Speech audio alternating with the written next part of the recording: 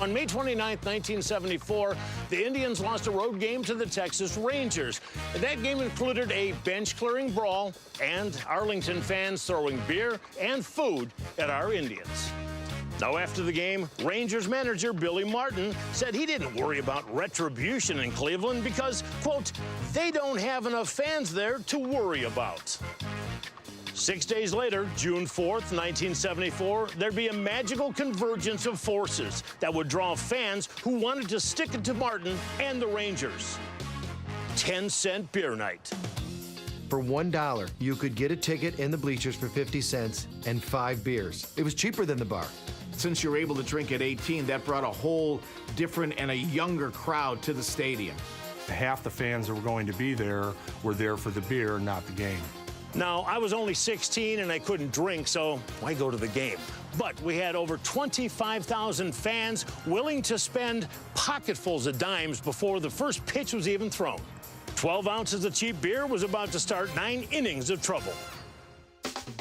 There was the woman who flashed the crowd with her shirt up, and then the guys who ran across the field, father and son team, and they dropped their drawers and mooned the crowd. A woman had come out to try to kiss Nestor Shylock, the umpire. I remember one guy jumping out of the third base stands with his clothes in his hands. I'll never forget, he tried to get over the fence, and he had no 2 black socks, and when he came down, the cop had one sock in his hand and the other sock was on the guy's foot. By the third inning, the bleachers were loaded, literally. And trouble was a-brewing at the beer trucks that were brought in for the occasion. They were just clearly understaffed. They had 2 girls working that. One was collecting the money and one was trying to pour the beers, and it just wasn't working. The tensions were rising, and they picked up one of the tables and just threw it right over the truck. And her and the other girl just walked away and left the truck there. We just started filling up our own containers.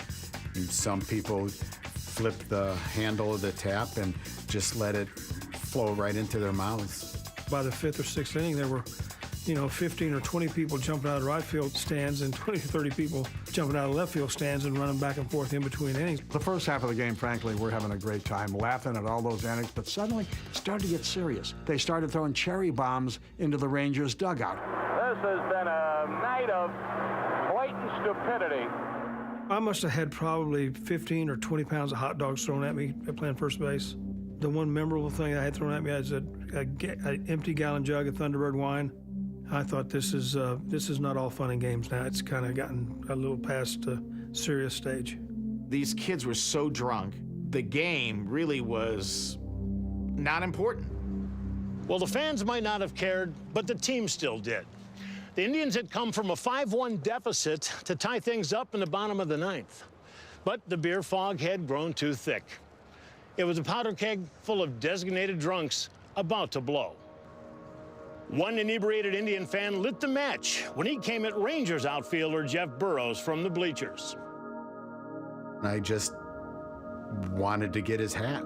So I ran up behind Jeff Burroughs and I had it in my hand, and then I dropped it. And so I went down to pick it up, and I looked up and he looked at me, and I said, oh, hell. He kicked me right in the thigh, and he stumbled and fell down from the kick, and then the fans just really started pouring in. Now there's another group of morons running around in the outfield. Billy Martin said that he thought that Burroughs had been knocked down, and so he gets a bat and says, boys, let's go get him. And then the Rangers are defending themselves against this mob coming in. Now it's a full-scale riot. There has to be 200 people and more coming on the field. Had it not been for the Indians players coming out to help us, it had been a real tragedy. Hargrove has got some kid on the ground, and he is really administering a beating. That fella came up and hit him from behind is what happened. One of the Indians players, Tom Hilgendorf, got hit with a piece of a chair. Oh, this is absolute tragedy. I have never seen anything as disgusting as this. I haven't either. With punches thrown, bottles flying, and 3 bases stolen, umpire Nestor Shylock took a chair to the head, stopped the game, and declared a forfeit for the Rangers. With the 50 security personnel overwhelmed, the Cleveland SWAT team was happy to pinch hit and finish the game their way. We had riot sticks with us. We had to swing them. We had to use force sometimes. I remember the tear gas they threw in there. That got control of the situation. They turned the lights out. Everybody's gone except for 15 teenagers standing on top of the Rangers dugout, chanting for the Rangers to come out and fight. And so I went up there and asked them, what do you want trying to prove? Because the Rangers are gone. So some kid behind another one reaches out and punches me right in the jaw. He didn't even stagger me. He hit like a girl. So all told, there were 9 arrests, numerous injuries caused by the melee, and the 3 bases stolen by the fans never were returned. They are now 4 out of 4. Only their 5th attempt of the entire game, and yet they lead by 7 as Brown misses the free throw. Mavericks have almost got a score here. Down by 7. We go under 2 minutes to go in the game. Dave Vincent on the right wing to Blackman. Triple team. Blackman with 9 in the quarter. Sitting on the bench, came in, hit 2 jumpers right away, coming off cold, and he did his work. Only 47 seconds to go. Dallas down by 6. Cummings with 15, his first point goal of the quarter.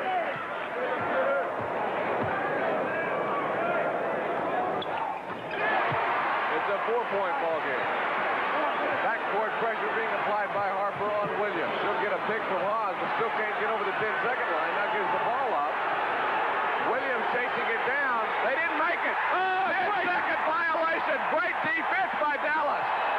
Great defense by Dallas on the 10-second violation. They'll get it back with 36 seconds to go, down by 4. Just couldn't come away with the ball. Sonics went out. Got to foul him. Got to foul. Blackman with the steal. Blackman. Yes! It's a 2-point game with 20 seconds to go. Rolando Blackman from out of nowhere with the steal. That's 13 points in the quarter for Blackman. Seems like the clock has been stuck on 21 seconds forever. Pause to trigger the pass. Nobody's there. 5 seconds. They turned it over. Unbelievable. A 5-second violation as Steve Haas could not get the ball in bounds. They turned it over. Dallas will have possession. Incredible. The throw. They get the ball to Blackman. Really no trouble getting it in bounds. 18 seconds. Blackman goes to work on Wood. Yes! We're tied! Rolando Blackman has done it again. What a tremendous, tremendous shot. Boy, I tell you what, Al Wood played no defense on him at all. Gave him the inbounds pass and then backed off and gave him the jumper. And Blackman with 13 in the quarter. 29 in the game. 8 seconds, 7, 6, 5. Williams to Freddie Brown. Tip in by Brady. No good. Oh, Danny Braves came so close to tipping it in. Woo! Agonizingly close. We're going into overtime. I don't know what Dick's upset about, but he may feel Danny Brains came over the back. All the Mavericks need to do now is send somebody full court, make a long pass, and the game's over. Okay, so once again, Seattle has no timeout, so Dallas really in control. All they got to do is just throw the ball in bounds. Because once the ball is touched, the clock starts. Dallas up by a point. Vincent throws it to Chambers. What do they got to roll? That's over. Dave Vincent just threw it to Tom Chambers because there was no time left on the clock. Now the clock on the court has not started. The clock on the court has not started. There's still 1 second. There's still 1 second on the clock on the scoreboard. Mavericks are totally celebrating. Seattle is arguing furiously because the clock on the court never started. Oh, my goodness, we may not be through. The Mavericks are leaving the court. Jake O'Donnell, Mike Mathis, and Tommy Nunez are huddling. The scoreboard clock now has finally been changed to no time. But when they stopped this game, there was 1 second on the clock. And the whole Seattle squad is standing around the scorer's table. Mavericks have left the court. Well, there's an official clock, and then there's the game clock. The official score is the one that keeps the regulation time. The game clock can be off a second or two. Jay Vincent just tossed the ball to Tom Chambers. Here it is. You see the clock in the corner of your screen. That's the scoreboard clock. and somebody forgot to turn it on. I don't know why Jay did this anyway. So he gave the ball to Jay, but look, the clock never changes. The clock never changes. It never came on. Regardless, the clock is ticking after Chambers gets the ball. The game is over. Definitely a second was run off. Definitely more than a second. Well, so here we go. Here. 1 second to go, and Hawes will inbound it.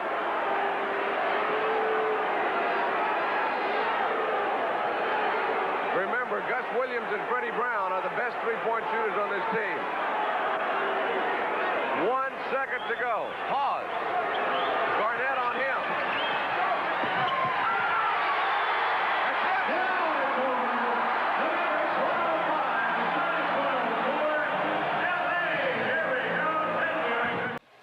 Managers can surprise you, too.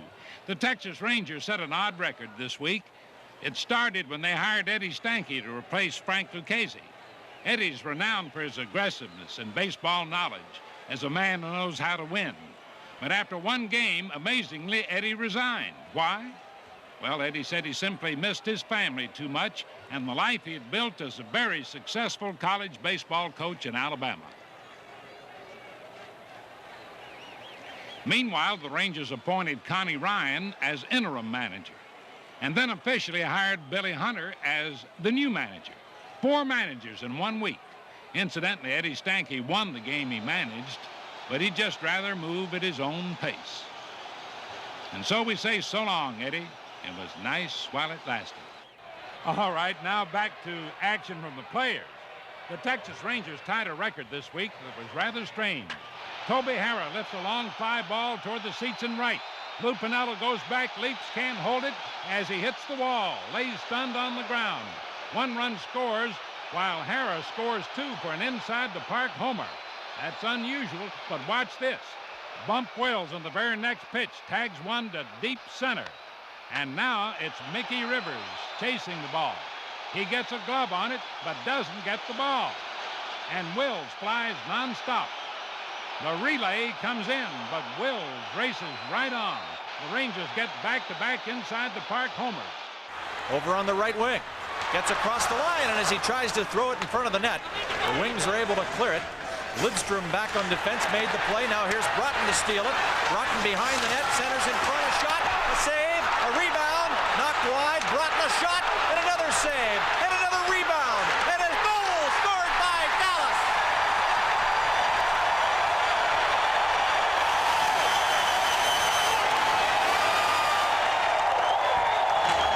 The very first Dallas Stars goal, and Neil Broughton wouldn't be denied. He just kept pounding away at the Red Wing net. The Stars lead 1-0. And isn't it fitting that the Stars' all-time leader in games played and scoring scores the first goal for the Dallas Stars? Shane Turley does a great job to clear space so Broughton can operate behind the net. There's a flurry of action in front of the Detroit Red Wings net. Tim Shovelday got a piece of it 2 or 3 times. The puck is finally sent his way from Broughton's stick, and it goes off of a skate in front. Broughton just stays with it and overpowers Shovelday from close in. Time of the goal, 3:51 of the first period. Broughton's first goal and the first Dallas Stars goal scored here in the National Hockey League at Reunion Arena. Now more pressure from Dallas. Paul Cavallini, a drive, and it's deflected just wide. Now it's chased into the corner. Puck centered out front, the backhand shot, and a goal!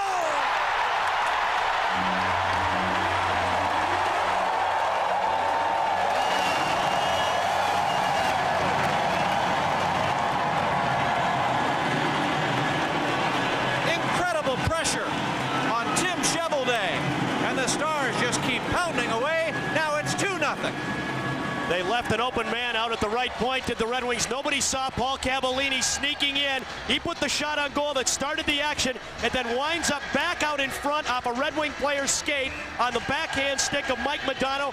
Ledyard flips it over on the right wing and across the blue line of Detroit. Broughton fires a pass over to James Black. He puts it back of the goal in behind the Red Wing net. Here's Broughton centering a backhand shot and a goal!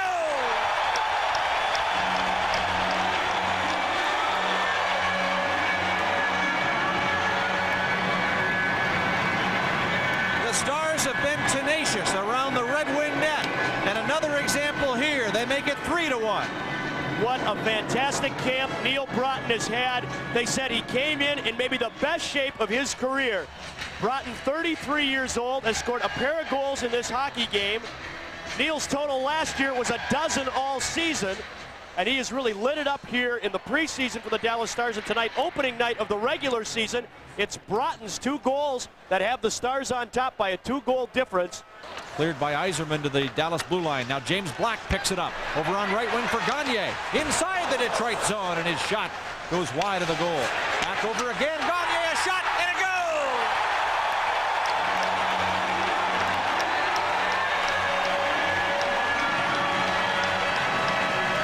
Well, Dave Gagne had 2 opportunities from the same position. And the second time, he goes top shelf, and the Stars lead 4-2. Dave Gagne has an accurate shot, and he uses it to beat Riendo. Tees it up once, he's denied. He waits and takes a perfect onside pass to step into the zone. His first shot goes just wide of the net. He's standing in the same spot when he gets the return pass, and he just blows it by Vince Riendo right over the left-hand shoulder and pumps it in for a 4-2 lead. Inside the Dallas zone, loops a pass out front. That's picked off by Russ Courtnall. He can fly. Here comes Courtnall across the blue line. A slap shot, save, rebound, a shot, and a goal!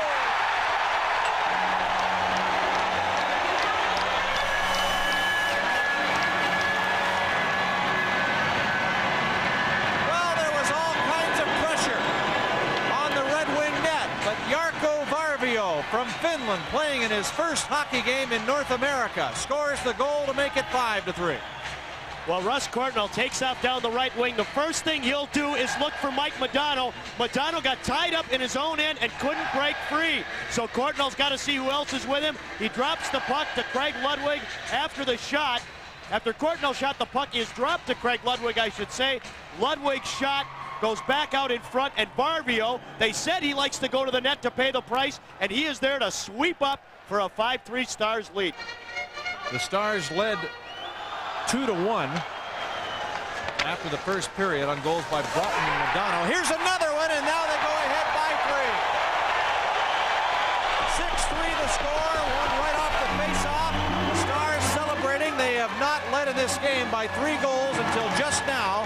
This power play goal puts Dallas in front by 3 big ones.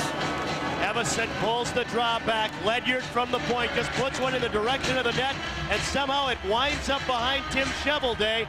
Good, clean draw. You have to begin the power play by getting the puck cleanly back to the point, and I think Opie Dahlin got a piece of it out in front.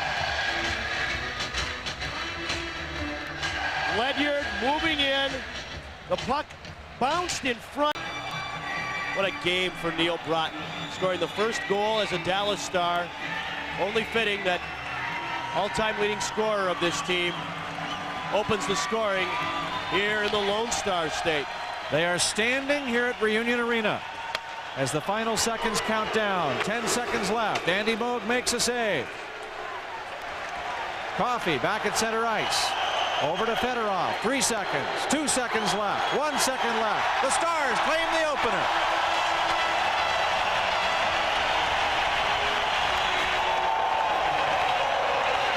The Dallas Stars, brand new city, a brand new team,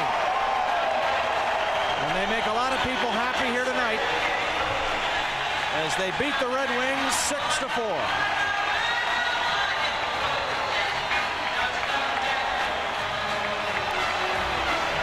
Sellout crowd, everybody standing, and Dallas is 1 win in the win column, while Detroit loses their first of the season. And what a way to start this year in this brand new hockey town. Outstanding, gentlemen, outstanding. Back with more in a moment on the Dallas Stars Hockey Network. Everything Nova's thrown to him so far today, and a hard ground ball for an out, and then ripped a double down the right field line. Through the base hit. Fielder scores. Andrews around third will score. Going on to third. And standing there is Mitch Moreland. Shin-Soo Choo turns the ball game around with a 2-run single. The Rangers out in front 4-3. Rugden 0 for 3 tonight. Reached on an error his last time. hammers this one to right. If it's fair, it is gone. Goodbye. Like we said, he's good, but they're all good, but they're not perfect. Tried to throw that fastball by Odor, and Odor said, nope, not right now. Get out of my kitchen. And Joe Girardi walking out and say, wait a minute, you can't play in this stuff. Yeah, well, we played this far. We're going to keep on playing now. Oh, you've got to be kidding. They are going to put the tarp on now. The Yankees lead 6-5 at the top of the ninth. So bases full. Here's Adrian. Another 1-2 pitch. Line drive left field. That's down for a base hit. Profar scores. Here comes Desmond. Here's the throw to the plate. Not in time. Adrian Beltre with a 2-run single. And the Rangers have turned this score around. 344 runners in scoring position average. And he loops one to right field. That is down for a base hit. Mazzara scores. Here comes Beltre. He will score. Fielder on to third. Elvis Andrews a 2-run single. And the Rangers have added insurance. It is 9-6 Texas. Sam Dyson notches a 16th save in the wee hours on the East Coast as the Rangers win at 9-6 for their third consecutive victory. Now, speaking of which, Buzz, in the 6th inning, the Astros have tied their game with the Angels. There's a swing and a line drive right center. Base hit for Pender. Nunez doesn't have great speed, but Ron Washington's going to wave him. Here comes a relay throw from Odor, and the tag got him. Inning over. A strike to the plate from Rougned Odor out in short right field. And that puts an exclamation mark on the 2nd inning. One of the things we've marveled at lately has been his ability to kind of dial in the approach a little bit. Take less wild swings. Tough bouncer. Deep in the hole, short. Long throw, Semien, base hit. So the perfect game and the no-hitter gone. And that's a tough way for it to go for Kendall Graveman. But to a much bigger point, the Rangers have a huge runner on base. Here's the 1-1. And a bouncer, high chopper first. And there's going to be no play at the plate. And once again, Beltran gets him home. Rangers score the first run of the ball game tonight. The speed of Carlos Gomez makes it happen. Going on contact, Carlos Gomez, and anybody with less speed would have been out at the plate, I think. Looked like Valencia caught the ball with time to make a throw to the plate, but with Gomez coming down the line. Now watch the jump that he gets. Boom, he's coming right away. And Valencia is very well aware of the speed that Gomez has, and it's a risky play for him to try and make the one at home. If you don't get an out, then you're opening up an inning for something huge. But nice job by Carlos Gomez. Nice job by Beltran to get the runner home. And there's a swing, and that one is hit a ton into the left field corner. Gone, a home run. 31st of the year for Adrian Beltre. Rangers lead it 3-0. And 100 RBI for Beltre with that blast. How about that? They wasn't wasting any time. And this for a guy who took a perfect game into the start of this inning. Little chopper over the third baseman's head, over Healy's head. The infield single, a hit-and-run base hit. An infield chopper for a run. And then Adrian Beltre putting himself in position to get his head slapped. And also getting a little angry with the guys that are doing it. He's just kidding around. Elvis going to apologize now. Here's Rougned Odor. So 3-0 Rangers on a night where their magic number sits at 1. And there's the first hanger that Kendall Graveman threw tonight. And that's the wrong guy to throw it to. You give Adrian an opportunity late in the ball game. 2 men out there. Tying run at the plate. The 2-1 pitch. Bouncer up the middle. Odor has it. Flips to Andrews. This one is over. And the Rangers are champions of the American League West. For the second time in franchise history, they've done it in back-to-back seasons. And tonight, it's a 3-0 shutout of the A's.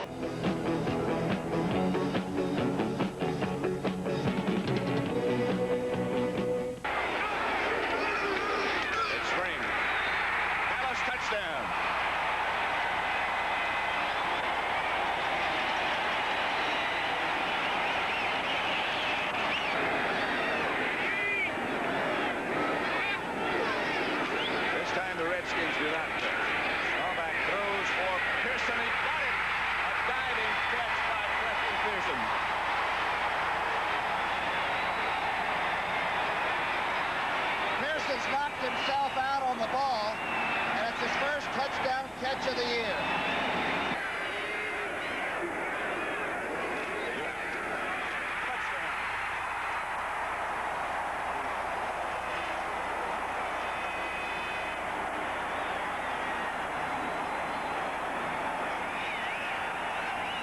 First lead for Dallas, and a heck of a drive. Straight ahead football. Dallas has become more basic, cut some of the frills off. Looks like it's working. Think he's not happy about this situation. Washington 34, Dallas 21. Clarence Harmon, back Forte, and this is Harmon. Fumble again. This time Dallas does have it. And the clock, of course, will stop on that change of possession with 3:49 left to play. Randy White made the recovery. Not over yet. I think Randy White may have made the contact. Let's see where it is. Looking right down the line, double team. Randy White gets knocked on the ground, and the ball comes home. 2.5 minutes now left to play in the game. Staubach operating from the shotgun. They fake the blitz. They don't. He stays. He throws. Springs. Touchdown, Dallas. There are no flags on the deck.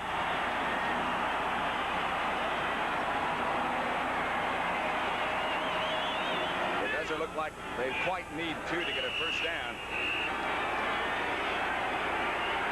Theismann, don't forget, many times in situations like this, has utilized his own athletic ability and kept it on the rollout. He has Riggins. It looked like Malone might have been in motion. He just took off the ball and they stopped Riggins. Larry Cole. What a play. What a tackle by number 63.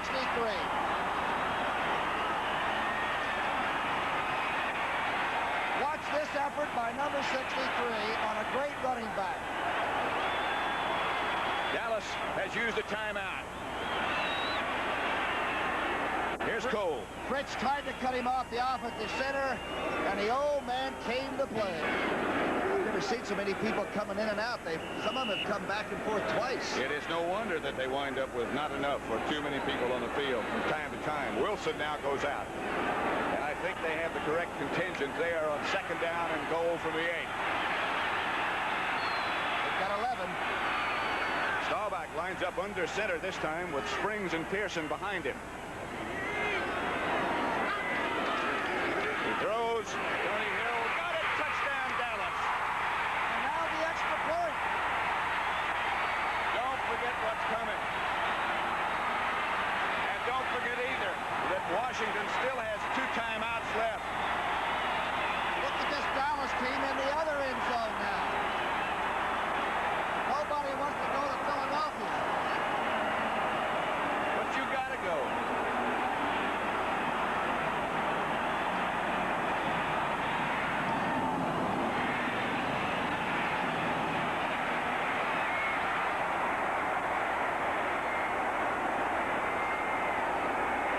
Septian has missed 5 extra points this year. It will be Danny White holding Raphael Septian with an extra point that could mean the championship.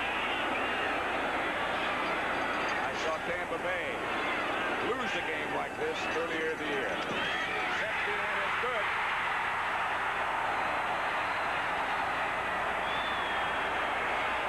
What a drive.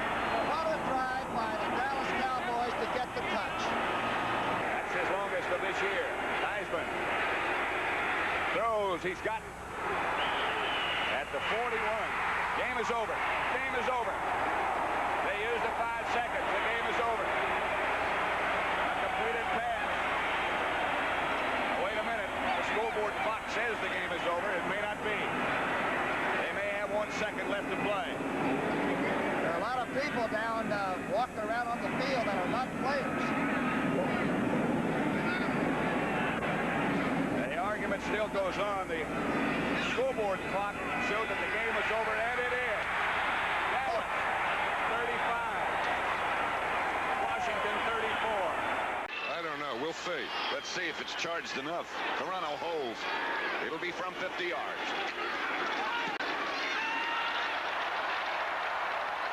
Yes, sir.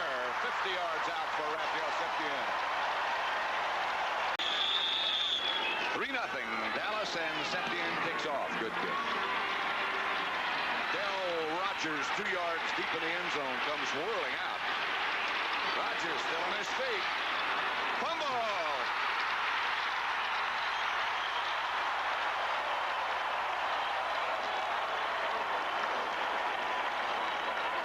Looks like they're going to give it to Green Bay.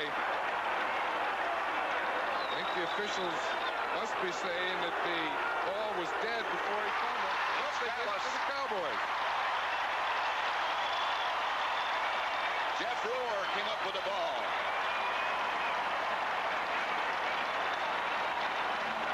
Let's watch it here. See it right here. He breaks the tackle. Now he gets hit, and we see right there the ball is stripped just as he was going down, and he didn't have control of it when he went to the ground.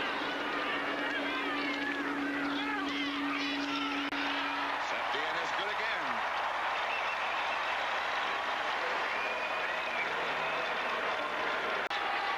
From the 2. Newsom, touchdown.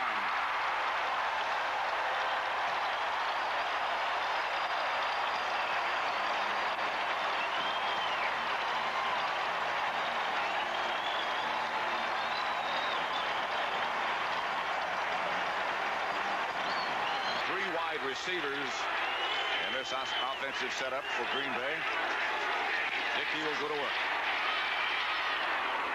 Picked off by Dennis Thurman. Intended for Jefferson. Thurman.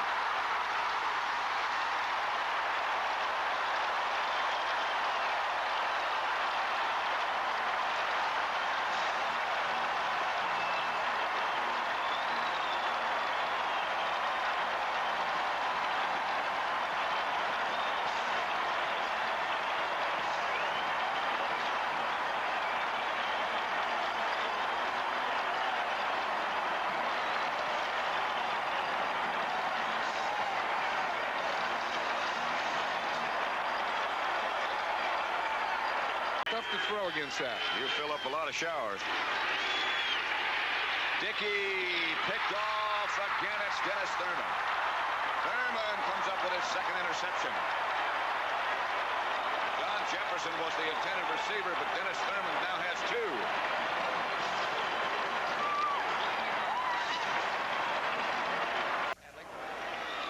Idaho against South Carolina. Here's the kickoff by Stenerud. Hill from the 3. Hill still on his feet. Stenerud chasing him. Hill still on his feet. Rod Hill being chased. Hill tripped up at the 10-yard line. Estes Hood caught him from behind.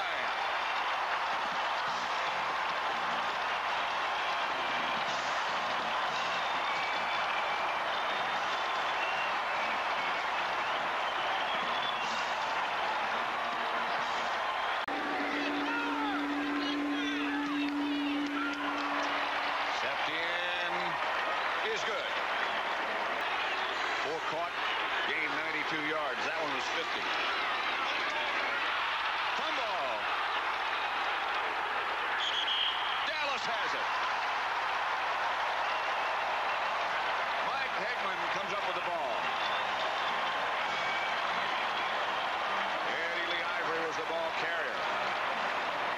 Didn't look like he ever had control of the ball. It looked like he may have stumbled in the carpet before he got to the line of scrimmage. That's 4 turnovers for Green Bay, the second fumble. Let's see if we can watch it here. He's the second man, number 40 in the I formation. He starts here. You see, as he got the ball, he looked like his feet weren't really under control, and the ball just popped right out. And Mike Hegman came up with the recovery. They got it off. White, Cosby, touchdown.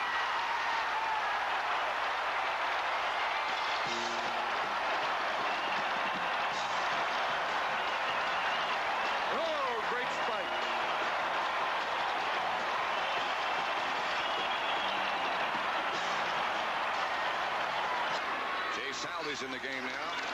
White's out to the left, throws to Pearson, and he can throw, and does. For Tony Hill. Has it! Tony Hill. Remarkable catch. Mike McCoy back with him, but Hill spinning around makes the catch.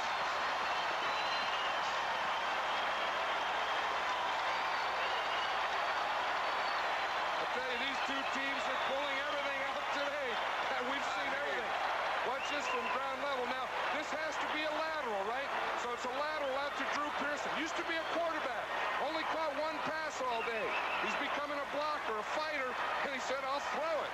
Look at that move. He looked like a whirling dervish. A full spinner by Tony Hill.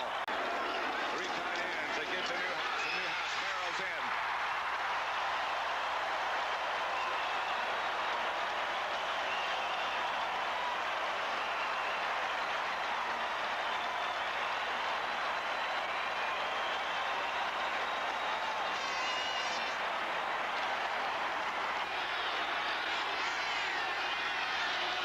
Dickey picked off in the end zone by Dennis Thurman, his third interception of the day. He brings it back to the 11-yard line. Paul Kaufman was the intended receiver, and indeed they will get Dallas. Dennis Thurman's third interception of the day. The crowd will let you know how they feel about it.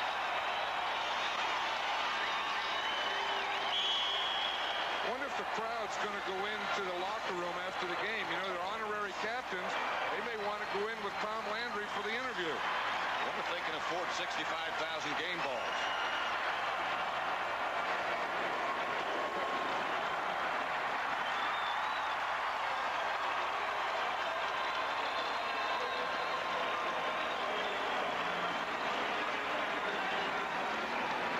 Next, the NFC Championship will be Dallas against Washington. Now he chases Pavelski, and Modano chips it. Here he goes. He's in alone. He fakes. He shoots. He scores. And he's alone at the top. Mike Modano is America's greatest scorer.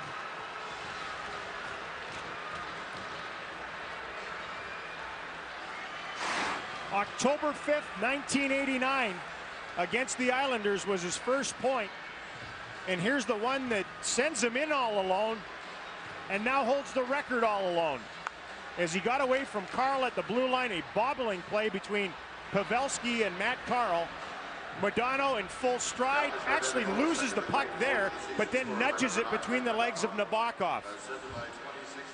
In 2 decades since that first point he registered in 1989, Modano has filled out score sheets like no other American. Congratulations to number 9. Back to Modano straight away. Giving it to Rivero. Cross the ice, Rovida. In front of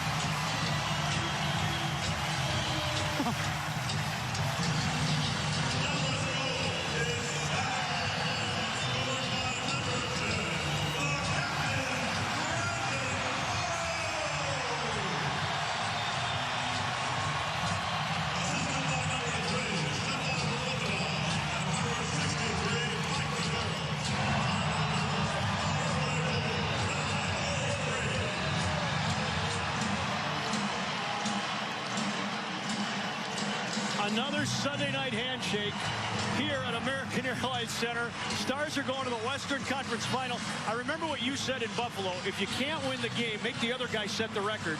And that's That's about what San Jose did here. Down 3-0. Did they push Dallas? Did they ever? This is a brilliant play, though, by Stefan Robida. Look at the patience. Morrow drops anchor in front of the net. It's a set play. There's the explosion on the Stars bench. Stockton at the scorer's table, ready to come back for the Jazz. Howard takes up slack, hits the shot, and draws the foul. I'll tell you, Sloan would like not to play Malone if he could keep him out of there. Nowitzki in deep. Yep. Dirk Nowitzki posting up. Nash off to Howard again.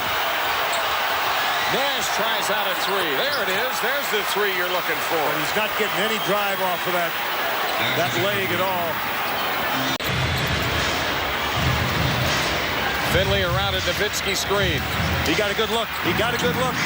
The rebound to Booth. The Mavericks get another crack. Finley for three this time. Booking. And Dallas has cut it to 6 at 75-69. How about that?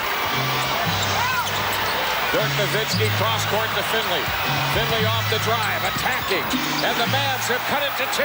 Absolutely amazing. Finley with 10 to shoot. Finley against Marshall.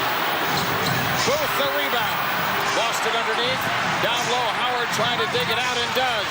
Finley to Nowitzki for a 3. He got in a hurry a little bit. Howard gets that rebound. Every rebound going to the Mavs. Nash with a 3 ball on the way. It's in! Steve Nash brings the Mavericks to within 1. You'd like to see him not get quite so deep into that shot clock where they have to rush the shot. There's an early look. It's a 3 for Nash. The Mavericks have pulled even. Amen, brother. Nash was Stockton all over him. Nash comes back to Finley, 4 to shoot. Again, they're deep into the clock. Finley does get it away for 3. And the Mavericks have pulled even at 82, and they give Finley a 2 on that one. 10 on the shot clock, 38 on the game clock. Malone in deep, gets the shot up, rimming, no, Nowitzki has it, 30 seconds left. Nelly wants him to push the ball and get a look. He doesn't want to give Utah a chance to set that half-court defense up by taking a timeout. They have now, the shot clock at 14, 6 difference. Finley guarded by Stockton. 9 on the shot clock. Finley backs him down, the double team has arrived. Finley off to Booth underneath, he lays it in. The Mavericks have taken the lead. Calvin Booth! Oh! As they like to call him, Boof. Make them make a shot. Don't help them. Stockton has it. Get to him. Russell with a 3 on the way. Rimming, no. Rebound Stockton. Off to Malone. There's the game winner. No, the Mavericks win. Absolutely unbelievable. The Mavericks have won, folks. Down 17. Down 17. Jerry Sloan trying to get to Don Nelson. Gets to Del Harris. I mean, that's just unreal. That speaks for itself. And tell Joe, he said, look, if you want to use Fielder, it's not going to upset me. He's the DH. He's the big daddy here. And Joe didn't decide until today. Called strike 3. And that's how you have to pitch Darryl Strawberry. Threw him a changeup for strike 2, and then he comes busting back inside with a good fastball. Right. Before being switched to left field, and Tony Kubek, of course, was a shortstop. And Jeter fans to end the second. No runs, a hit, a man left. After 2, still 1-0 New York, game 1 of the division series. It's a good graphic there. 16 of only 16 times, 145 games did he not reach first base. He also had 102 walks. And he gets him looking. Third strikeout for Burkett. Still 1-0 after 3 in the Bronx. Rodriguez at second, Greer at first. And a long drive to left, into the corner and into the seats. Well, George Steinbrenner better check the deed, because these days it's Juan Gonzalez who owns the New York Yankees. Hit over 500 against them for the year, and this is his 6th home run and 19 RBIs now in just 11 games against the Yankees for Juan Gonzalez. He missed a few against New York this year because of injuries. Well, I said if you're going to miss inside, you have to miss off the plate inside. He was trying to go back inside, and he moved that ball about 8 inches out over the plate. Now watch, he's trying to go inside. This pitch is not inside, and Gonzalez drills it. That's the danger of pitching these sluggers inside. If you miss off the plate in.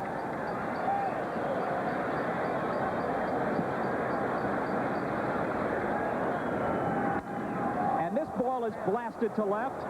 Raines goes back to the track, to the wall. Can't get it. It's a couple rows in and a 2-run homer for Dean Palmer. A pair of home runs, a 3-run shot, and now a 2-run homer, and it's 5-1 Texas. Well, we talked about the hanger he threw, the pitch that he fouled back. The hanger was just a little too high for him to get to it. This one is down a little bit more, and Palmer just nails it down the left field line. Now watch this breaking ball. It's a little lower than the other one that was hanging. It's still high. But see, that one is low enough that he can get to it. The other one was just a little too high for him. And you see, Cone knows that it's only 318 down the line. It's not that he hit the ball so far, but it's 318 down the line, so he doesn't have to hit it that hard. And Raines gives it a great effort. Wouldn't it be great if Al Clark made it from the left field line?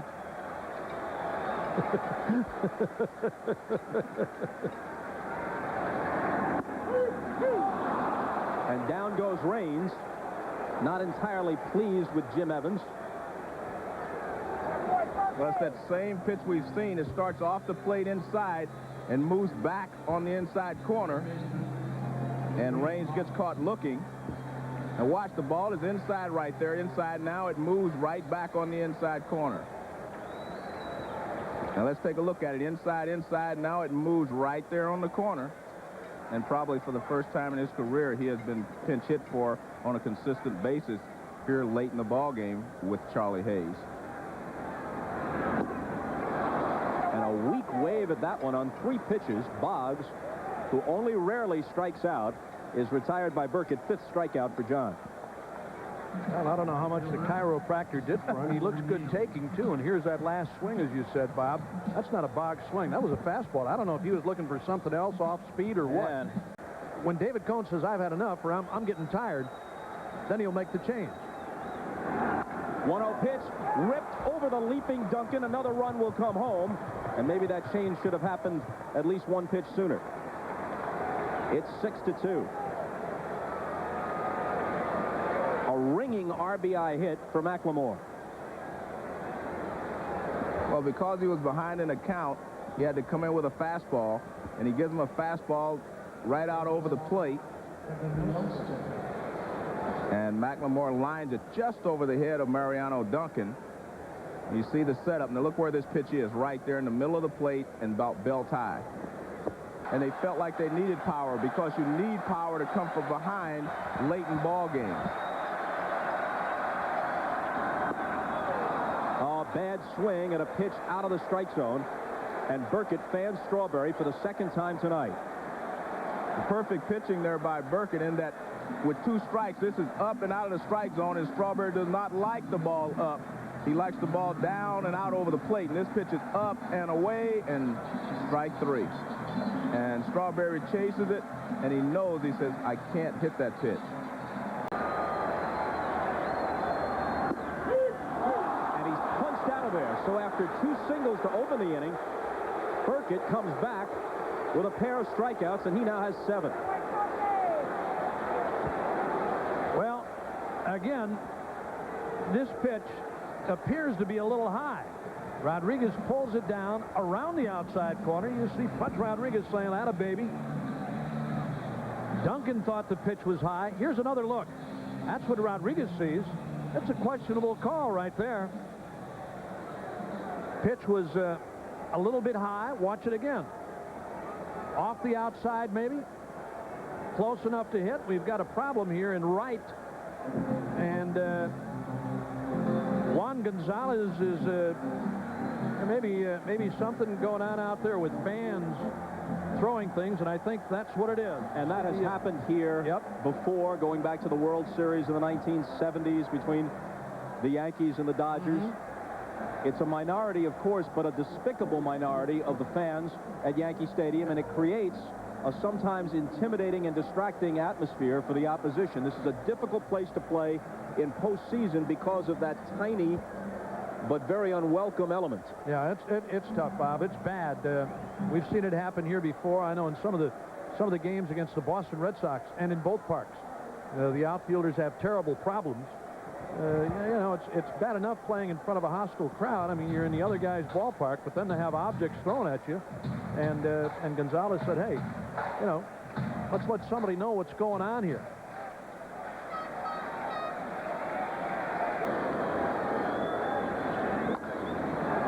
Left field, Rusty Greer says, I'll take it, and that'll do it. If this goes 5, Burkett and Cone will hook up again in the decider. But tonight, Burkett has by far the better of it. Goes the distance. Wins it 6-2 with home run support from Juan Gonzalez and Dean Palmer. And Texas comes into New York to capture game 1. Bailey, nobody better in the NFL. It's a 6-3 game. As the Cowboys have 2nd and 18. Setting up a screen for Elliott with blocking. Huge play. Elliott into Steeler territory. Down the sideline. And in for the touchdown. No flags.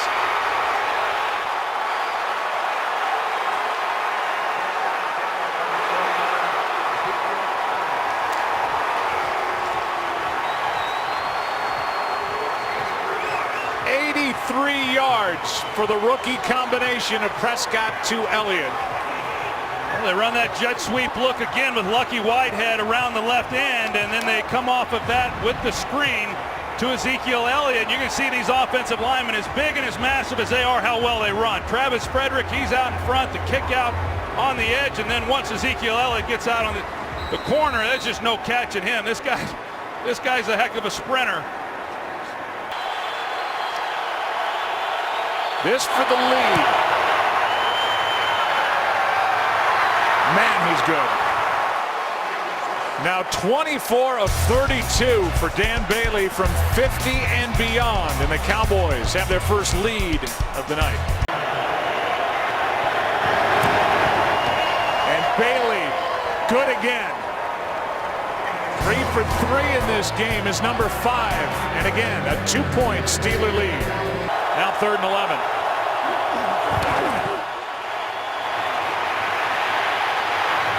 This one downfield, pass caught, touchdown Des Bryant.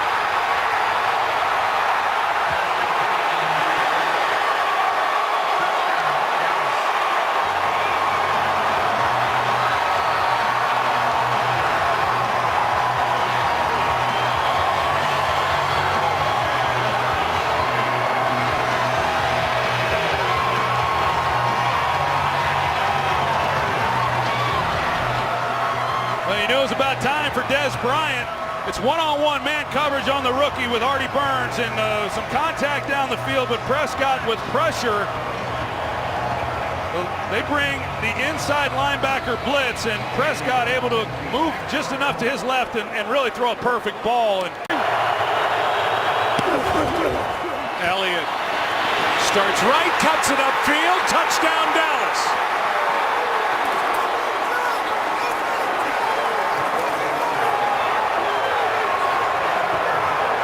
You wonder here with the score being what it is. First of all, Dallas is in a position where a 2-point conversion gives them a 7-point lead. Secondly, you wonder if the Pittsburgh Steelers weren't that dead set on stopping Elliott. Either way, their offense will get the ball back, and Dallas right now will go for the 2-point try. Well, that's the right decision to try to make this a 7-point game. How about the offensive line with Travis Frederick and then the backside? One timeout. Prescott throws, pass is caught, and Witten stays on his feet, and a flag is thrown at the end of it. And let's see what this call could be. If it's a face mask, this would be huge. Not sure what it looks like there. They missed the one on Beasley, but it looks like they're going to get this one on Sean Davis. And personal foul, grabbing the face mask. Wow. Defense, number 31, 15-yard penalty, first down Dallas. And maybe as importantly, it saves a timeout. And Witten was already stood up. I mean, he really was not going anywhere. This was a team that was penalized a lot. That loss last week, and none more costly in this game than that one. Last week it was 13 penalties against the Ravens for Mike Tomlin's team. This is a big one here. They're in Dan Bailey's range right now.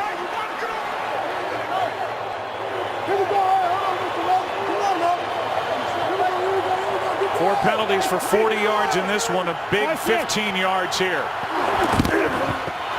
It's Elliott! Elliott for the touchdown! No flags! Cowboys lead! 9 seconds left.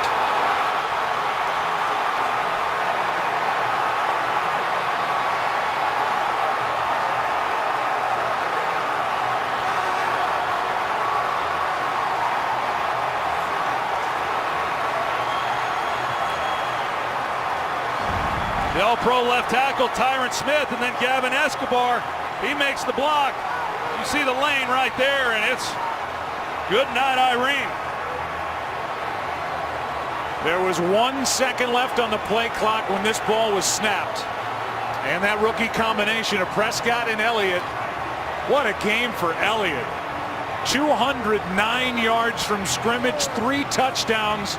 And there's lead change number 7. Yeah, and the Cowboys, they knew they were within Dan Bailey's range right there. I think Jason Garrett and Scott Linehan just said, we're going to run the ball, see what we can get. The Cowboys have 7 guys back near the end zone. 2 seconds left. Here's Brown to pad his stats.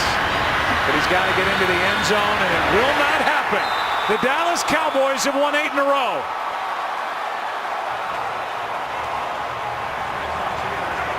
And that rookie backfield of Prescott and Elliott has the Cowboys on top in the NFC East at 8-1. And he can do a lot for you when he gets on base. Full count pitch to him is swung on and hit out to right. Hit very well. Matt steers back, drifting back. He looks up. Good night now, Mark McLemore. Rangers get one of them back in their first at-bat in the bottom of the first. Roll up the windows and lock the doors. It just might be one of those American League nights. McLemore is not the kind of a guy that's going to hit a lot of home runs. That is his 6th of the year. But we both mentioned it. We're going to mention it again. The wind is blowing to right field. This is a 3-2 pitch. He challenges him with a fastball, gets it up, and there it goes.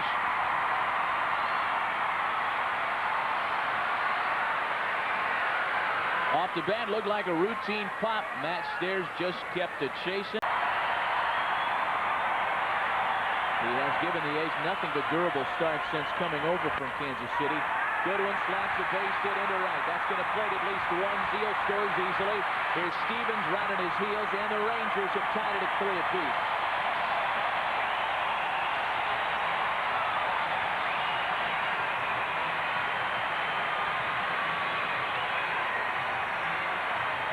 Well, it didn't take him long to catch up.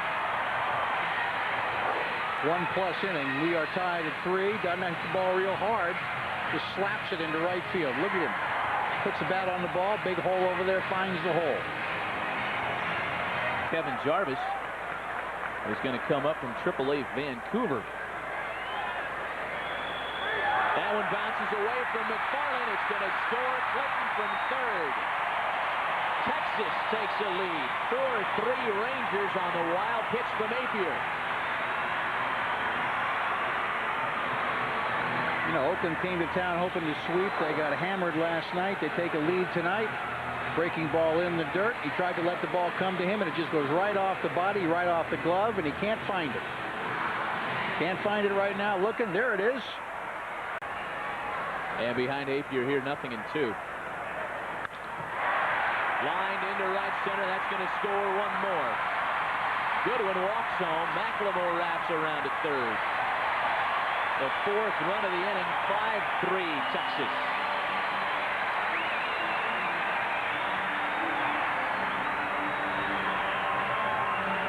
.96 RBIs now on the season for Rusty Greer. Right back up the middle.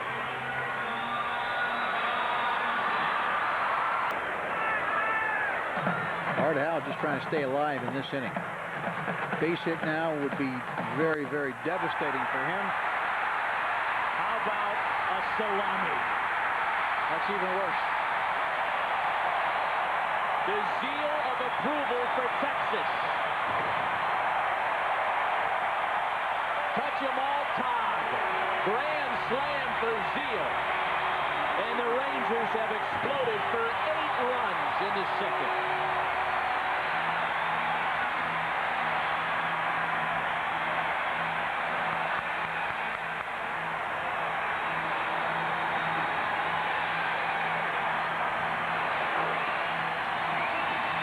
Todd Zeal, 96 RBIs, and he hangs a curveball. Just spun it up there, hung it, and it's not like Todd crushed it. It is still a grand slam. About 2 or 3 rows deep in left field, and it is 9-3. Al Oliver, that's another guy whose jersey number I'd like to buy here at the ballpark. You don't find any Al Oliver memorabilia around here anymore. That one hit well into the opposite field and gone. Rusty Greer with home run number 20, an Oppo shot.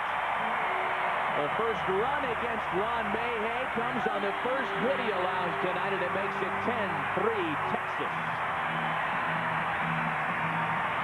Yeah, 20 home runs now for Rusty Greer, 97 RBIs, and you would think he's going to get 100 RBIs against a left-handed pitcher. Doesn't try to pull the ball, just tries to swing it, hit the ball hard the opposite way. They are happy in that Texas dugout. Art Howe's A's on the verge of dropping their second straight here in Texas. Bear in mind, these two teams had split 10 games coming into tonight's. Chavez with a drive into the opposite field. Greer twisting around. Rusty Greer makes all 3 putouts in the top of the 9th as John Wetland hammers down the win for the Rangers.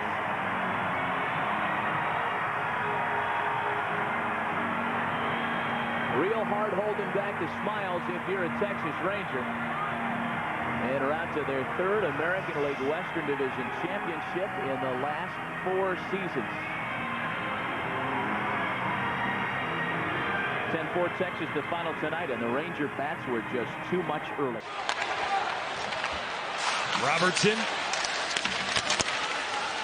fought for along the wall. Popped out for Ben. Wrist shot. He scores! The captain gets one right back for Dallas, and it's back to a 2-goal game. Ben draws it, scores it, but it's the hunger along the boards to re-rack themselves. 3 guys on it. Perfectly placed snapshot from the high slot. Just measures, short side. Race for it. Gurianov trying to bump it forward, then he got closed off by Caleb Jones. Sagan pressured by Kane. Back to Sagan in the corner. Marchman, he scores! He beat Mrazek short side. 6:02 to play, and the Stars are within a goal. Their competitive fervor has gone way up here in the 3rd, and because of that, they're winning pucks and creating their opportunities. From the corner boards, Gurianov, Sagan, Marchman with the quick one-timer short side. I wonder whether that was rolling a bit. Mrazek gave him too much room. Ben creates a turnover, and the Stars looking for the equalizer. They score! Hockenpaa's shot was deflected in the slot. They come all the way back to tie it. The Stars have breached their defenses. The forecheck has been heavy and effective. Wyatt Johnston initially, they work it to the point. It's a perfect deflection by Dellandrea. Faces up the puck. All that work with Joe Pavelski in the mornings, working on just this, pays off. Bar down. What a beauty. 4-4 hockey game. Here's Colin Miller. Winds, fire save, rebound, and Mrazek, and the Stars are saying it's in. It's in the corner is where it is. Play goes on. Pavelski shot it up. The Stars celebrated like that puck was in. Well, they'll go back and look at it. McCabe, there will be a buzzer, a horn, and there it is. They sound the horn, which means the Stars have taken the lead. You could tell the Stars bench was all celebratory. Radek Fox is the guy that punched it toward the net. Dickinson was in where Suter was the other night, in behind. The puck has to go completely over the goal line, and this is going to be an easy one to figure out. There's nothing obscuring the overhead view. For further video review, at 1:33, the puck completely crossed the line. We have a good goal. Dump to the corner. Hakanpää will turn, fire it off the wall, out to center. Played via high stick. Here's Robertson. He will bury it into the empty net. And Robertson's going to bookend the scoring. And the Stars are going to complete the crazy comeback on home ice. In his play without the puck, they came close. Hintz missed the net, and then Yanni Hakanpää, who's an assassin. That one moves him into a tie for the NHL lead with Connor McDavid at 16. And the Stars come roaring back with the game's final 5 goals. Eberle setting up on the goal line. Softly to the point, Larson. Larson off to Eberle.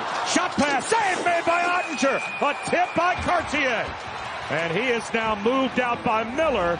Good save by Ottinger. An early lead in Game 7 on the power play. Heiskanen nearly at his pocket picked by Schwartz. It's freed up. Alexiak with a drive. Oh, that hit the iron. Schwartz in the right wing corner. Broken Bush a moment ago. Yeah, close call. Alexiak with a bomb. It looked like Ottinger gets a little piece of it with his glove and able to get that first goal. But there's no doubt that Grubauer is starting to become a story as he's had several good glove saves here in this second period. Alexiak lost it. Hintz moves in. Score!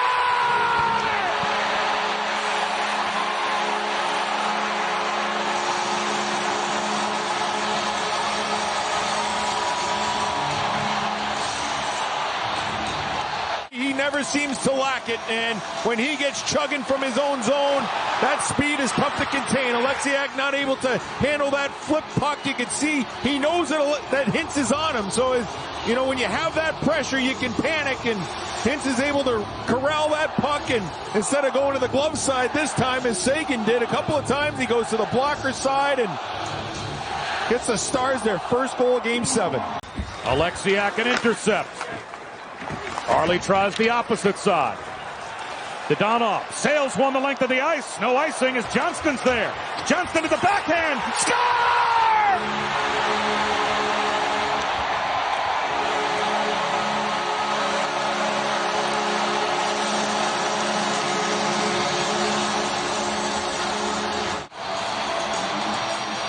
You think it would be icing, but Johnson's first on the scene, and look at the hand here. I mean, for Grubauer, he's setting up as perhaps Johnson may go around the net. Johnson recognizes that Grubauer is flat on his goal line, and he elevates this puck on his backhand quickly. And perhaps the biggest goal of the rookie's of his career is that one right there, as it gives some breathing room for the Dallas Stars here in Game 7. To the sidewall. Back to the point. Dunn towards the net. Save Ottinger. It ends up in the corner. Ben has the puck. Clears the zone. Game 7 is over. Redemption drive with their patented spinner and a quick 2 for the Mavs. And the ball's going to be in Luca's hand 80 to 85% of the time. Here's the step by Luca. And Aiden was out there, and Luka drains it, teeing up from 3. Hard to believe a week ago, the Suns led this series 2 games to none. Doncic 3, good! Wow, what a start. He's hit his first 3. And it's intercepted by Dorian Finney-Smith. The other way with numbers, Brunson on the wing.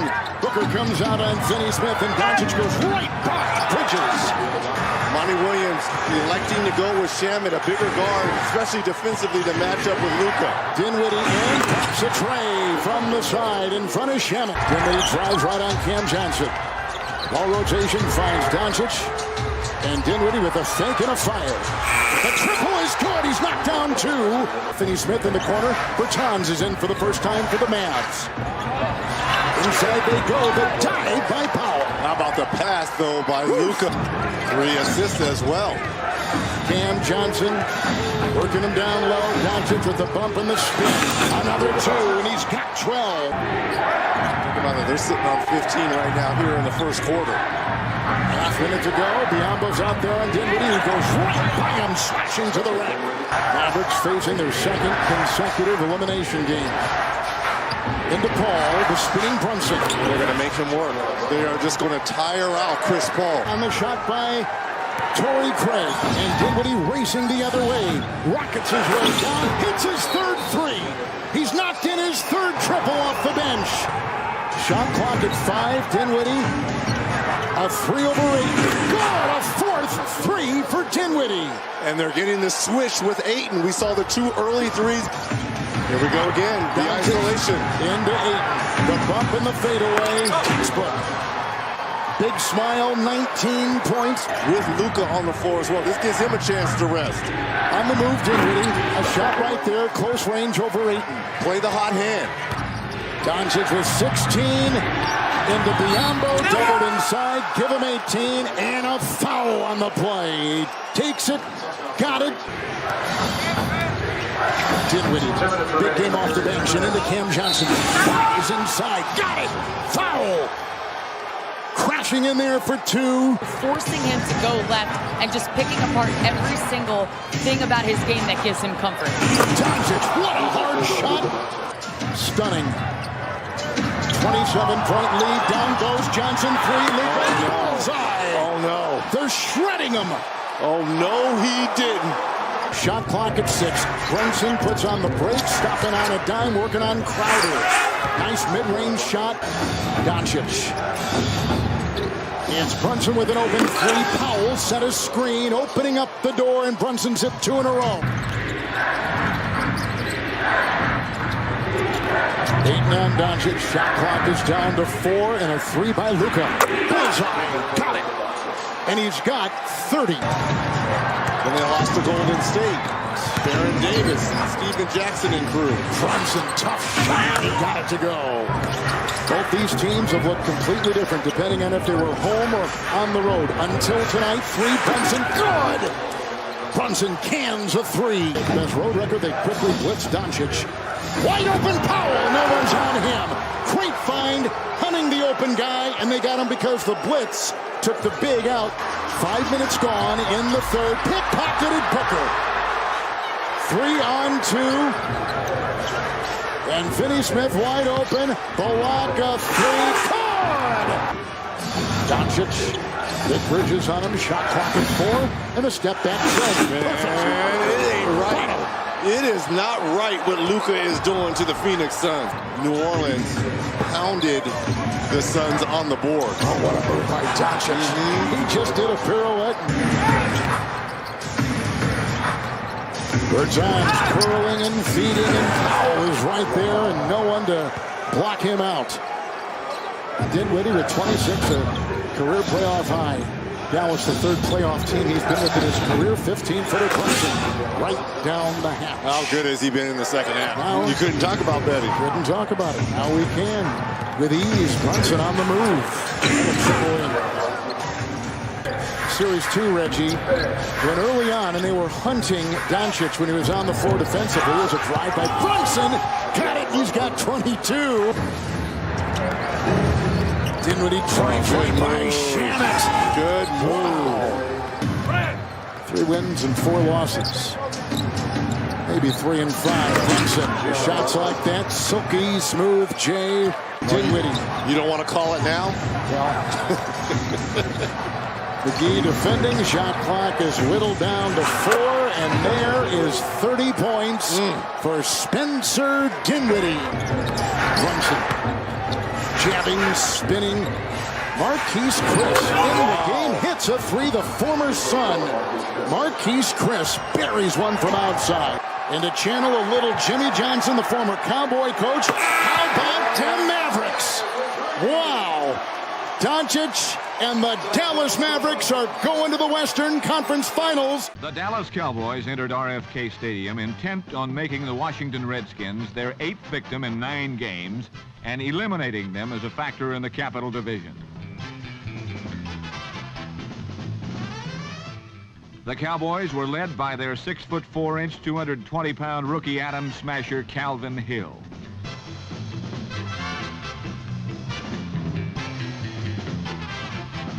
Hill gained 150 yards rushing, scored 2 touchdowns, and showed Redskin rooters why experts call him the next Jim Brown.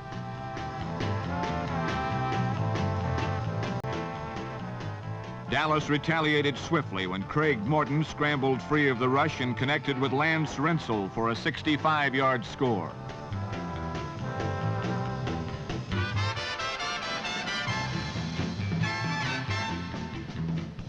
Dallas led 17-7 and almost turned the game into a rout when Bob Hayes turned on the afterburners with a punt return.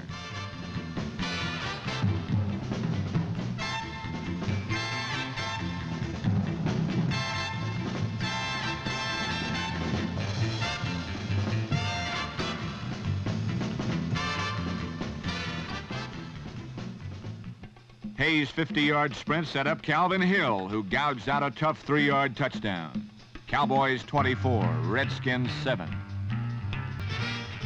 In the third quarter, Redskin hopes for victory were ruined by a clipping penalty which denied Ricky Harris' spectacular 83-yard punt return.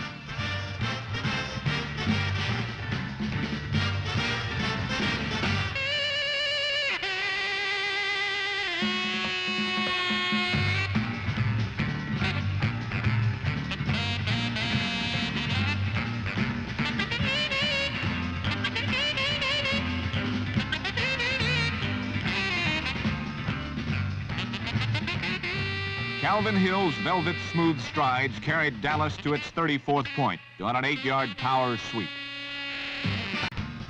But Dallas' doomsday defense rose up to smother Jurgensen's desperate bid for a victory as they intercepted 3 crucial passes in the fourth quarter to ensure a 41-28 triumph.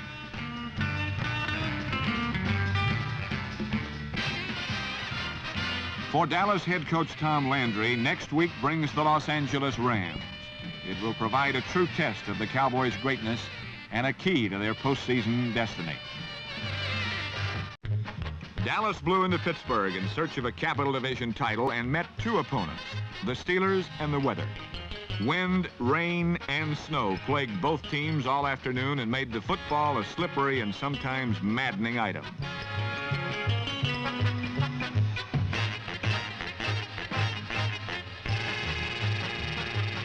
Neither team could generate much of an offense in the mud, as a receiver often resembled a baseball player stealing home plate.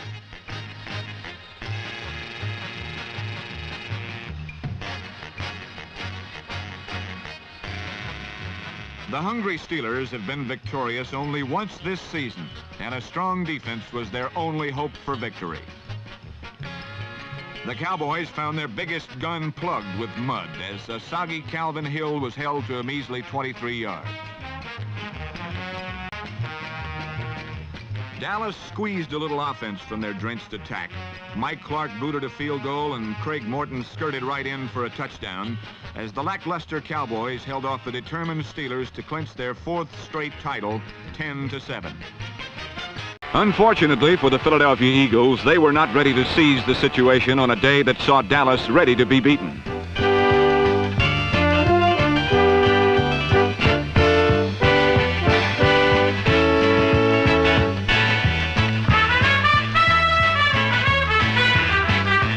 Reeves his inexperience surfaced all too swiftly as wily Cornell Green snatched away a sure touchdown.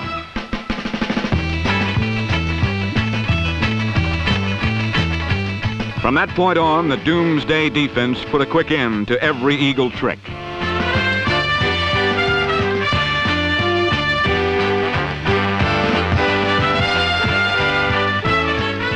The Dallas offense regained the human touch as quarterback Craig Morton threw 2 touchdown passes. One was floated to Ron Sellers, who made a bobbling catch.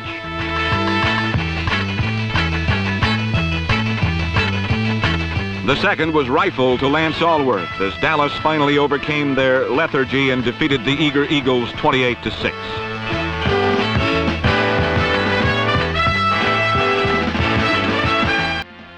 That was it for Morton. Tom Landry decided it was time to bring on Staubach. Injured early in the season, he had thrown just 20 passes for the year. He has been ready for quite a while now, but Landry had stuck with Morton. It was at this point that Dallas head coach Tom Landry showed his true genius. First, a great run by Hill made his play selection look good. But when stopped on 4th down, Landry did not gamble, settled for a field goal to get within less than 2 touchdowns at 28-16, and not give the ball up in close where a field goal would cinch it for the 49ers. The defense held, and trailing by 12 with 2 minutes left, Staubach went in and got a touchdown. The critical first step if Dallas was to survive the playoffs. A perfect pass to Parks, and Dallas was down by 5.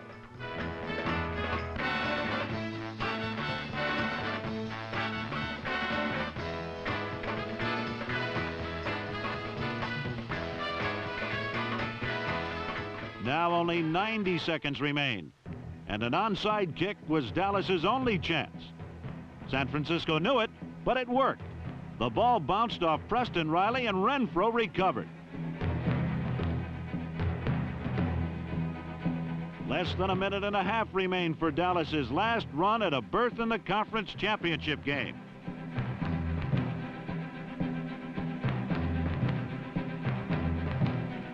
As both teams watched, Staubach moved Dallas 50 yards with 3 bold strokes. First down from the 50. Staubach found no one open and scrambled for 21.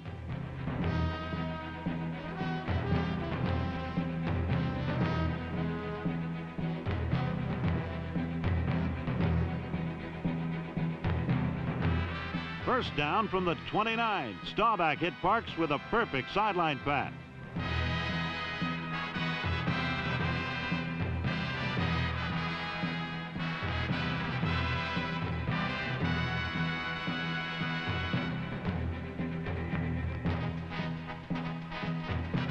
First down from the 10.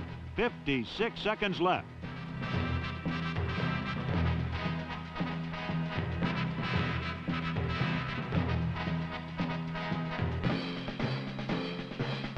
Staubach's bullet pass past Winland Hall found Sellers and climaxed an incredible comeback. San Francisco would get the ball again but could not score. Dallas had taken the first step on a return to the Super Bowl.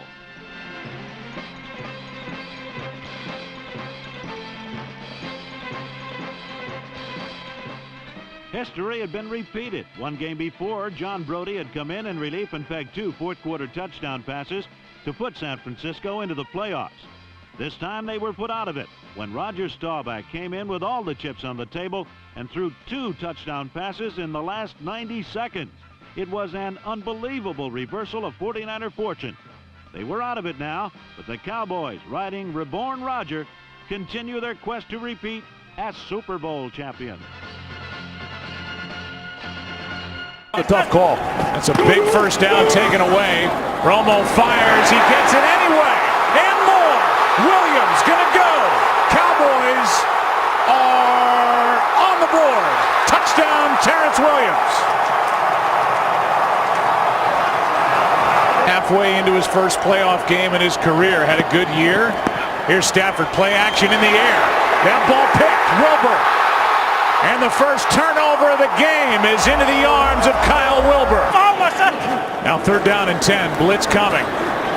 Romo has got Des Bryant. Bryant's going to make a play. Big number 88. Still up. Down inside the 10.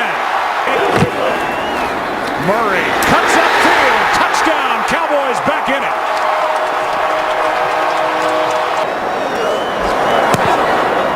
And now 1 for 2. And it's a 3-point game. Ross will bring it out. Well played. Ross brought down at the 5. They fake the handoff. Stafford is incomplete. Flag is thrown. Pettigrew, the intended target, with Hitchens in coverage. Hitchens didn't get his head around, and we'll check and see what the call is. I just couldn't tell if there was contact. There was a little bit of a grab. There was a little bit of contact in the pass interference, number 59, defense, automatic first down. It's a huge call, and we'll check in with Mike Pereira. You like the call? I'll tell you, the key is if you're the official, you're looking to see if the defender is playing the ball. If he's not, and there is contact as the receiver reaches back for the ball, it is going to be in the defense. That's pass interference. A huge call.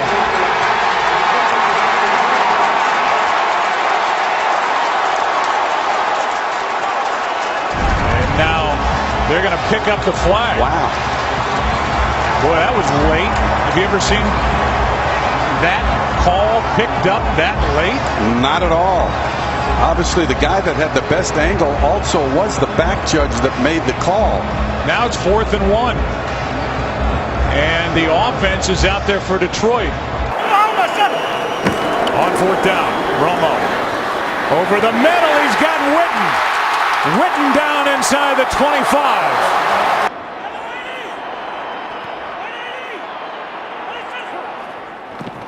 3rd down and goal. Romo protected. End zone. Touchdown. Terrence Williams.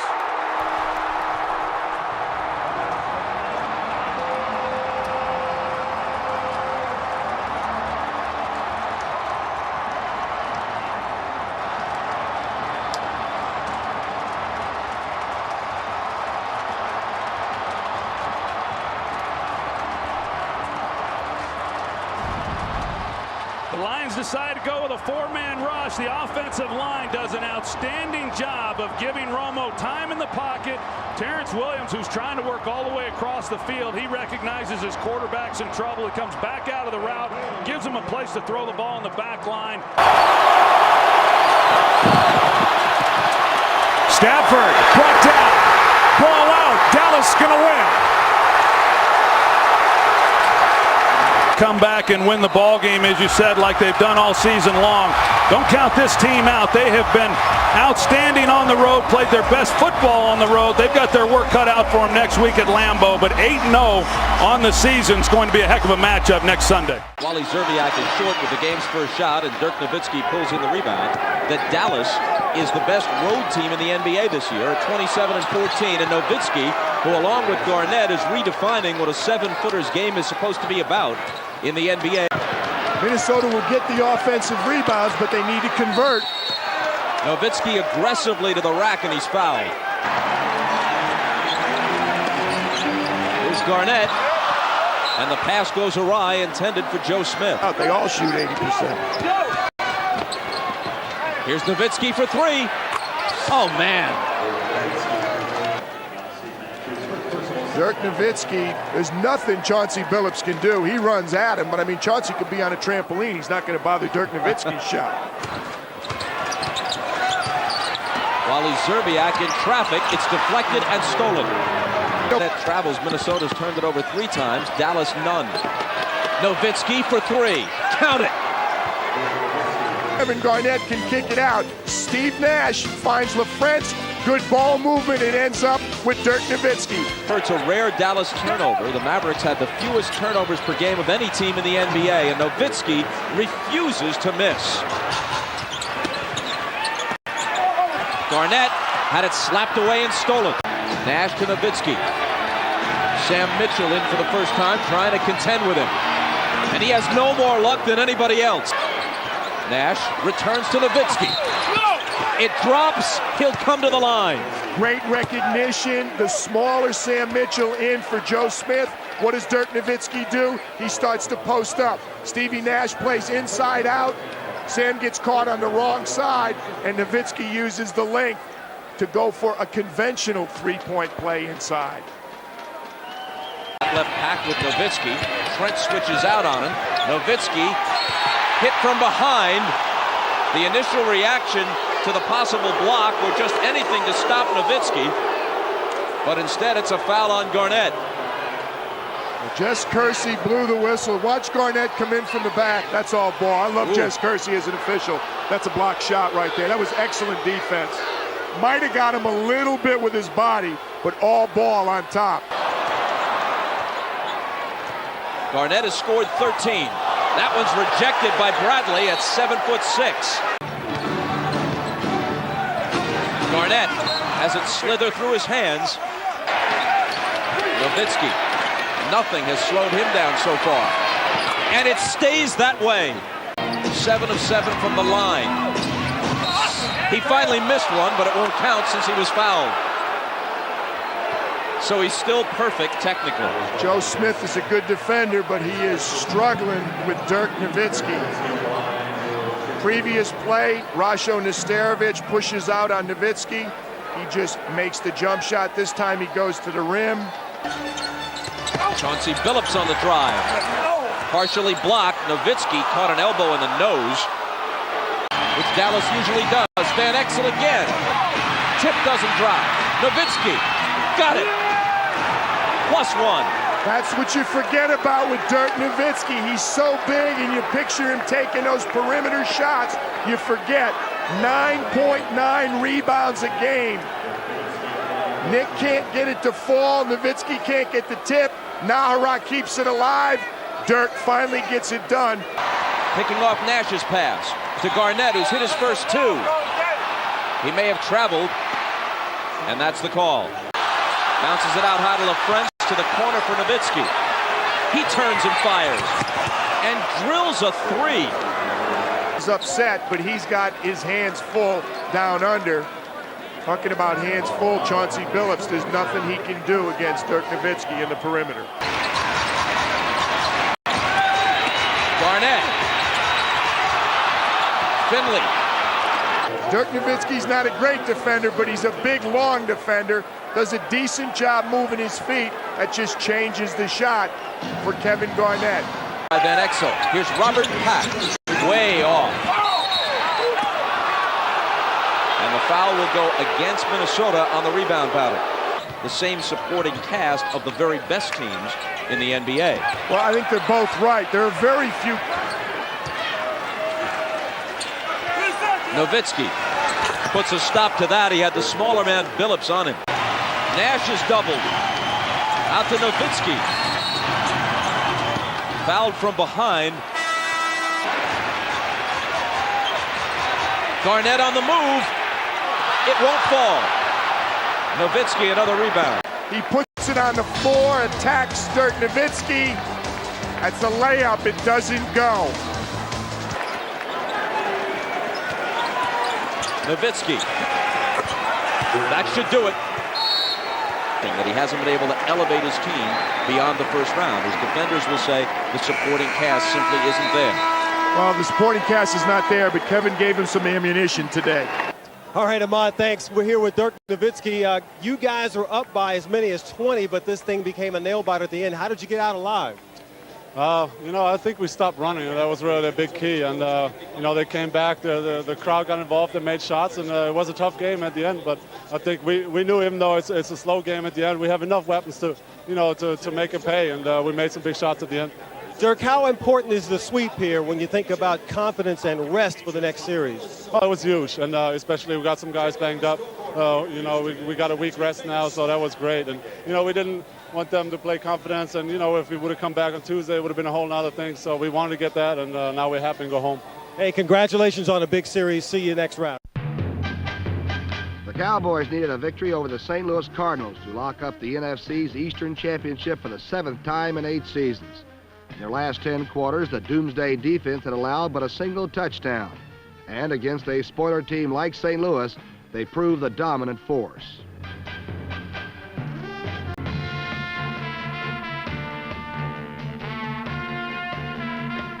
A quarterback like Staubach is fair game in the open field, and the hard-pursuing Cardinals hit him hard, often, and sometimes late.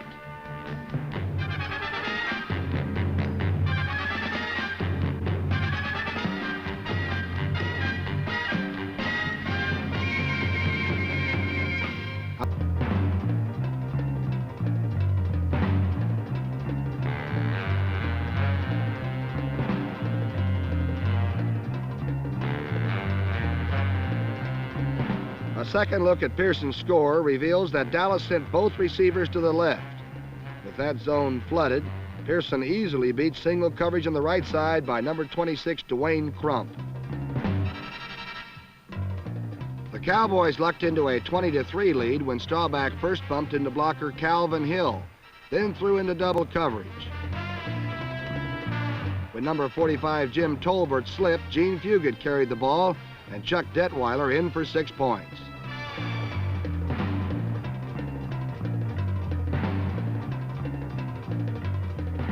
Dallas drove for their final touchdown using the familiar Staubach to Pearson combination.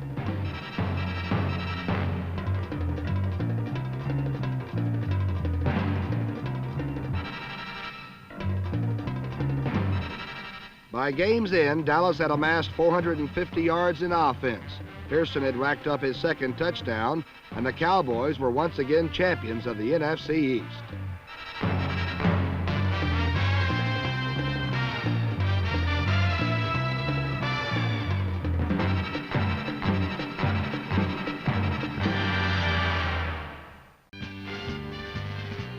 Tom Landry's decision to stay with Cowboy signal caller Roger Staubach has paid off, as Staubach led the NFC in passing while leading the Cowboys to the playoffs.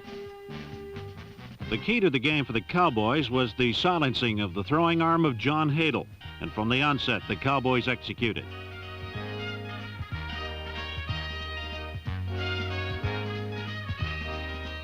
Number 55, Leroy Jordan, grabbed the pass in front of Ram tight end Bob Klein. Watch in an end zone replay, as Jordan's perfect timing lulled John Hadle into thinking Klein was open.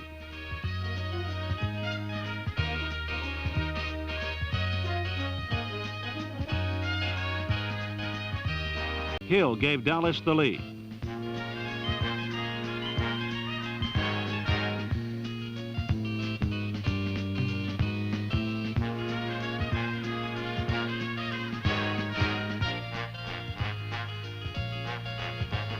The Cowboy defense responded on the ensuing series, forcing Lawrence McCutcheon to cough up the ball, which number 20 Mel Renfro recovered.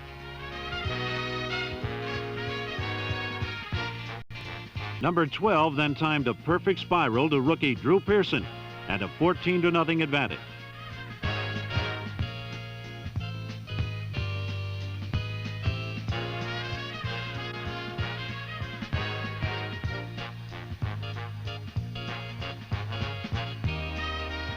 Snow's catch set up a field goal try, but for the third time, David Ray missed a makeable field goal.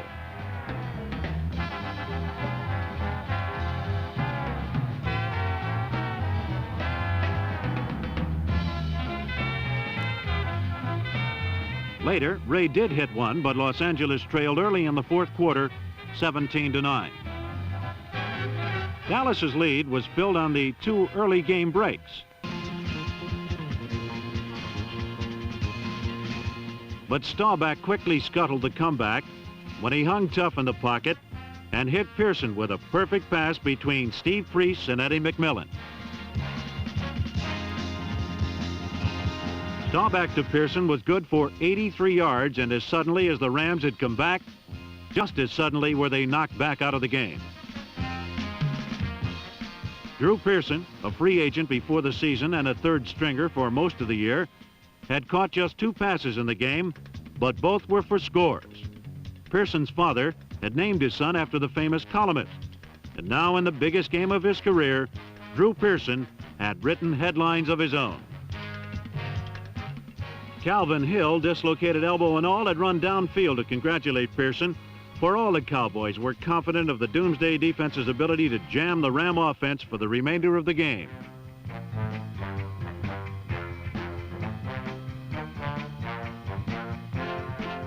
The Rams' last chance ended with a Hadel fumble recovered by Harvey Martin.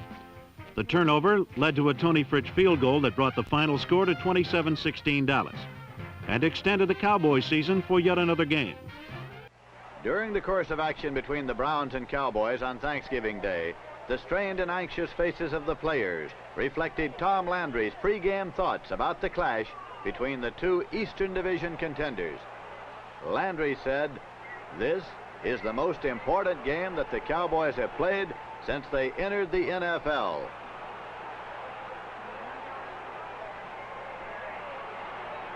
The explosive confrontation was set in the Pack Cotton Bowl.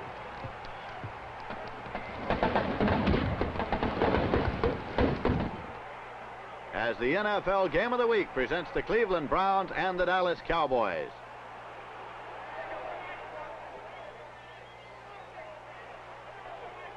Groza attempting from the 28-yard line. But it is wide to the left, no good.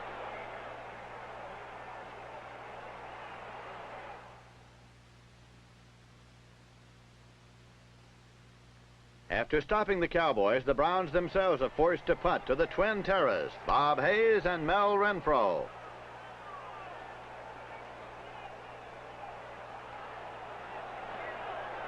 Gary Collins punting. Mel Renfro moves up to take it. Renfro weaving his way across the 50.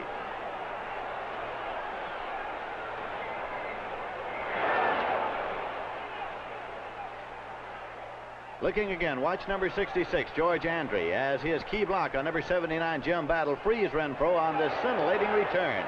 Renfro cuts inside the block, and he almost goes the distance.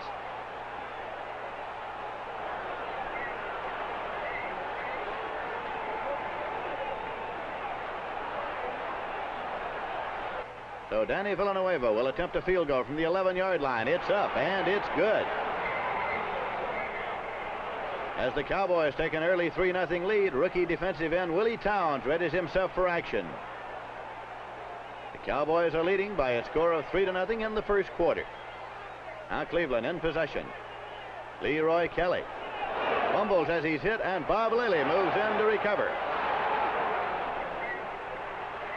In isolation, watch number 74, All-Pro Bob Lilly, as he alertly follows the play and pounces on the loose football.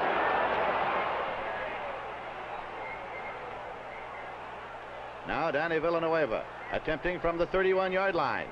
It's up, and it's good.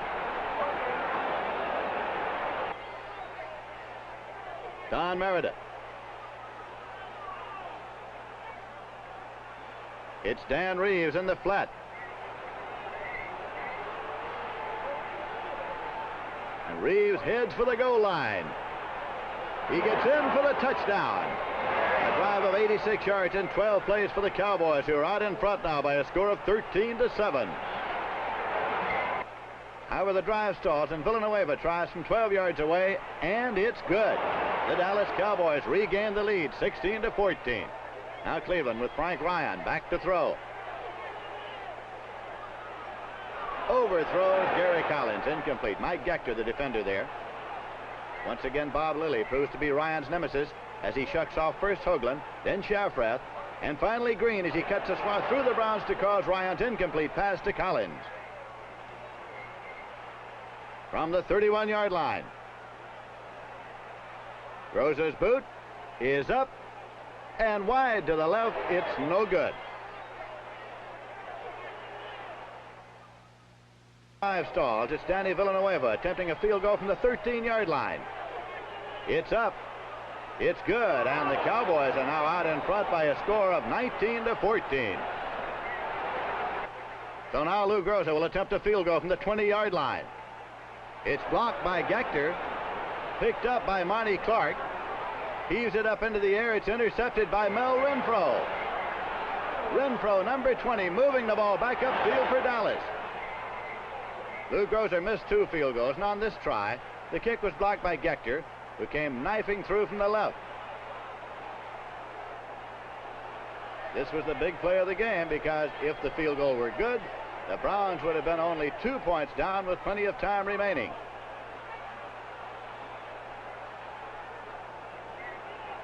Mel Renfro gathers it in.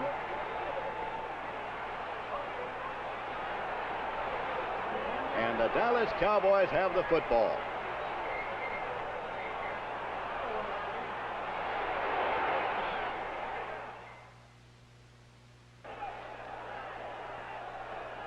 So the handoff goes to Don Perkins. And he moves in for the touchdown. The Dallas Cowboys moving for 72 yards in 13 plays as we look again at Perkins. He moves into the end zone for the touchdown. That puts the Dallas Cowboys out in front by a score of 26-14. With the clock running, time is ticking away and time runs out. The final score, the Dallas Cowboys 26, the Cleveland Browns 14. Coach Tom Landry leaving the field, having seen Bob Lilly play an outstanding game on defense and Don Perkins an outstanding game on offense for his Dallas Cowboys.